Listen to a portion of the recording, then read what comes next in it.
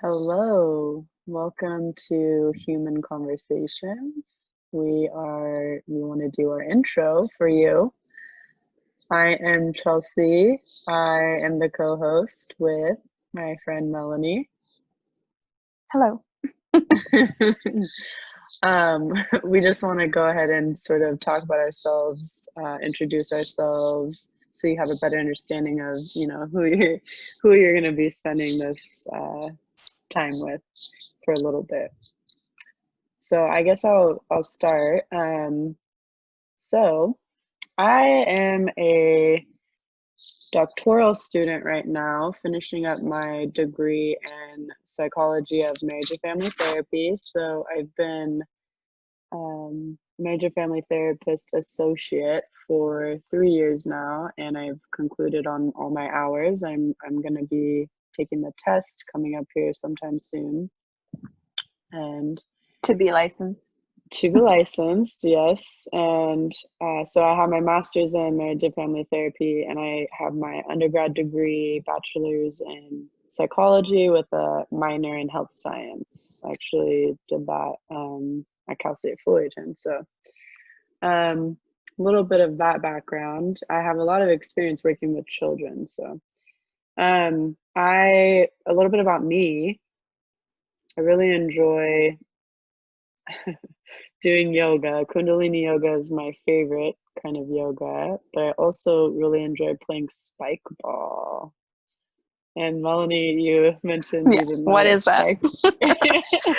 So it's this round net, and it's a sport that its primary concept is similar to volleyball. Mhm. And I think it was originally created in like 1989. So like it's a fairly newer, uh, fun little sport. But basically it's this round net and you get these yellow balls that comes with, I think it might come with like two or three, but you use one and you have to have a minimum of four players around the net. And then you basically hit the ball in the net and there's all these different rules, but I'm honestly addicted to it. It's so much fun. I play it with my friends and we get really competitive. So that's something I really like to do at the park with my friends, kind of hang out. But I also my I come from a biracial background family, so my mom, my dad, and I have an 8 year younger sister. So there's a bit of an age gap there, which sometimes shows, but we work through it, which is very interesting at times. But nonetheless, I'm really grateful for the family that I do have. So, do you want to go ahead and kind of introduce yourself? Yeah. So my name is Melanie Gonzalez. I'll start with my educational background too, since that's what you did, Chelsea. I got my bachelor's from also Cal State Fullerton, psychology, and then I went on to get my master's from Syracuse University in marriage and family therapy. And I'm also a doctoral student, currently working on my doctorate of psychology in marriage and family therapy.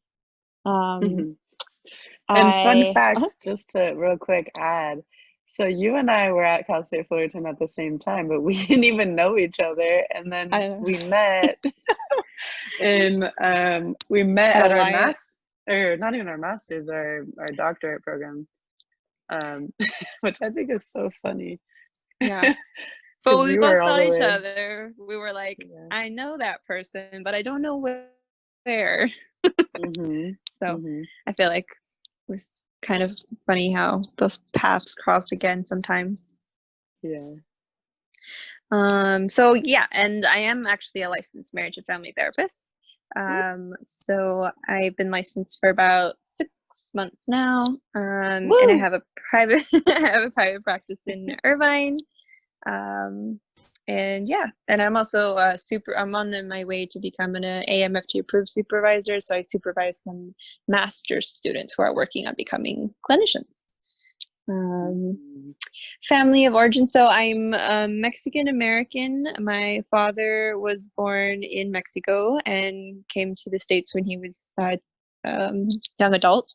And my mother was born in Los Angeles, but she is Mexican American as well. My parents divorced when I was 13. So I mostly grew up with my mom, and then my mom remarried, and she's been remarried since then. And my stepfather is Guatemalan, so different, even though it's, Latin population, there's differences in our cultures for sure. I am the oldest of three sisters, I am the third, so I'm the oldest.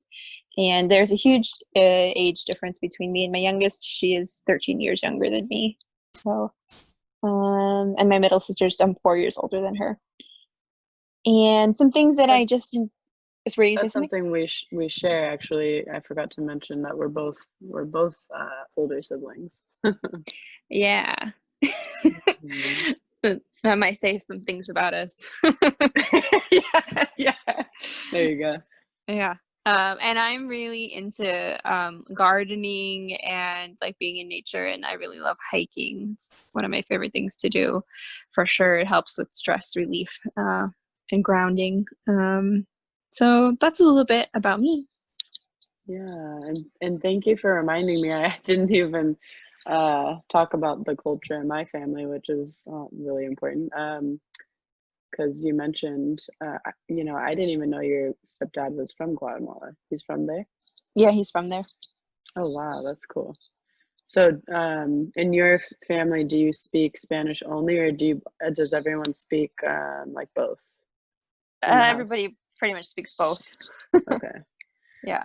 Yeah, my dad is from Afghanistan, so he came over here around his teen years and then met my mom when he was an adult later on, and she is from Ohio. So very interesting household over here, different perspectives. My dad identifies as a Muslim and my mom identifies as a Christian. So you can imagine growing up for me was an interesting experience, to say the least.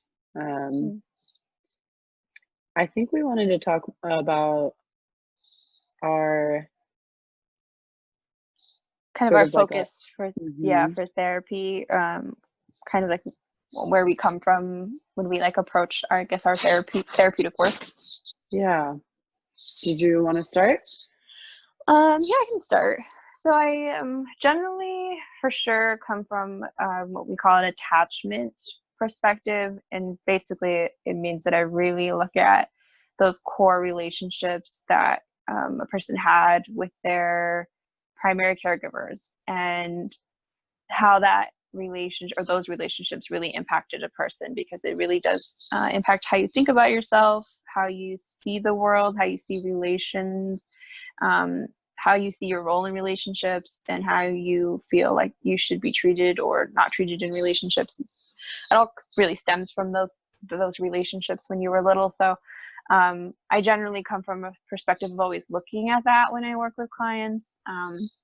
But I also really like to be more structured and provide clients with tools. So I also incorporate a lot of cognitive behavioral therapy. Basically, that's another treatment approach that we use, where I can teach clients new skills that they can use to manage different things like anxiety or depression. And it helps with changing the way people think and changing the behaviors they're doing and implementing new ways of coping to help them be able to function at a higher level and feel better throughout their day. So that's generally the approach. I'm collaborative and structured, but I generally usually lead. I know that Chelse's a little more collaborative with her clients, not as structured as me. But that's just my approach. So I don't know, Chelze, you want to talk about yours? Yeah, and I just wanted to mention too, like your focus on your population that you have a lot of experience with.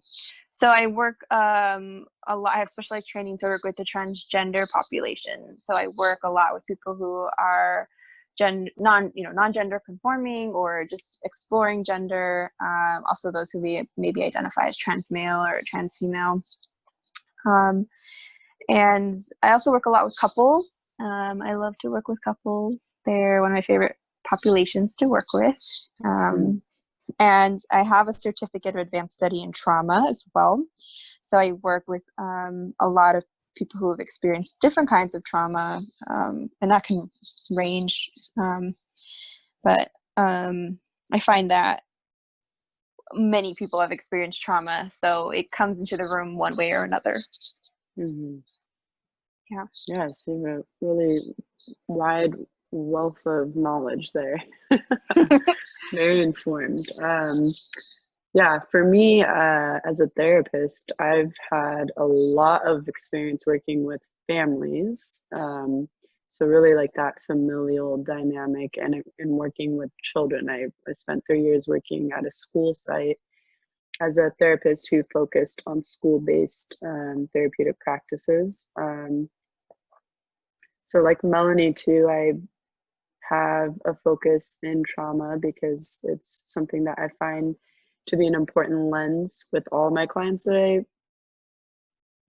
share space with, because it always kind of keeps you in check with going at your client's pace, because I am a more collaborative, like Melanie said, I like to kind of really use that collaborative relationship to empower and show my clients or just the people I share space with that they already have those resources within them. It's really just tapping into it and recognizing all the resiliency tools that they've already had that, integrate into that growth space.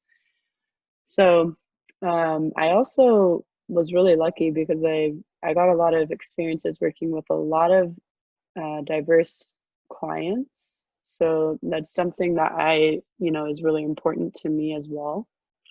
So whenever I'm working with anyone in terms of therapy, I'm always looking at their culture and their lens of how they see the world and the privileges that they've either gotten or not gotten and how that's impacted, everything for them. So, yeah, and I think just a little bit of, the education piece to it too. I really like focusing on emotions because I think that our growth and our transformation, or at least when we move into different spaces within ourselves, I think that happens when there's a emotional, like a recorrective experience. So an experience that may come up that you've been through before, but the emotion is seen and sort of expressed and moved through as opposed to suppressed or avoided. So I like to do a lot of experiential, just like in the moment type of work with my clients. I feel like that's the first time I've actually been able to vocalize that, Melanie. Yeah, I was just listening to that. I'm like, we can do a whole episode on corrective emotional experiences and what that's like. Yeah, so then that's a good segue into what we wanted to talk about next. Yeah, so like the kind of theme for where we're going for, we really are going to be focusing on mental health topics from a cultural and trauma informed perspective, and really be sharing our opinions about things. So I mean, when we talk, we're not necessarily sharing facts, although we will probably share some facts, but it's really going to be about our opinions from the perspective of mental health therapists on what's going on in the world, but also what's going on inside our heads and how that impacts us in our relationship with people. That's why I think it's important to introduce, who you are, because that's the lens that you're using to kind of formulate these opinions, right? Right. We're hoping to touch on a few different kinds of topics like friendships. I mean, I feel like personally not that many people talk about friendships or like their roles or like in our lives, and I think they get taken for granted a lot of the time, like just like that fact that somebody has a friend is some kind of like implied thing, but a lot of people don't, and there's a lot of loneliness in the world too. And I'm actually sorry, I just want to point out I'm actually doing my dissertation on if we do lose our friendship, what that loss looks like for us, because we never talk, we talk about breakups and when we uncouple from another, but we don't really talk about like our friendship breakups. So Mm. you'll get a Yeah. little bit of that mixed in with friendship as well. Yeah. Also talking about sibling relationships and how those can definitely impact us and different ideas on sibling relationships because those can really impact your life. You know, your siblings are people you spend your life with usually. So Mm-hmm. we're also going to be looking at trauma, and there's a lot of different things we're going to touch on with trauma. But sexuality and gender identity for sure we will touch on, and really just talk about how, you know, different things related to it, but how our society looks at gender and sexuality and how they are two different things and how they get lumped together a lot of the time, and just the different ways that our society has evolved with regards to how they perceive these different things. Mm-hmm. Yeah. So, if you're interested in any or all these things, maybe you want to take some time to hang out with us for a little bit as we go on this new adventure of ours with human conversations. Yeah. Go ahead. Yeah, I just wanted to say, like, I hope people, it's going to be something that you definitely learn from, but also hopefully that you can relate to. Mm-hmm. Yeah, and offering that different perspective, I think that part is my favorite thing, is thinking of things in a different way. Because sometimes with social media and what we hear around us politically and everything, we can be bombarded with the same message, and either when that doesn't resonate, or if it's not accepting of us, or is very privileged, or whatever the case may be, it's always nice to have another refreshing lens to see things in. So Yeah, I think the main thing is that you and I both agree that people grow from basically conversations with other humans.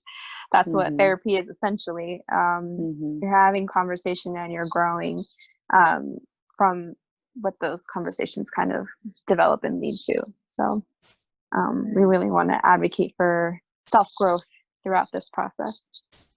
Yeah. All right. Well, hopefully we will see you throughout this time we share together. Thank you for listening. We're gonna kind of bring you along to this journey. So stay tuned.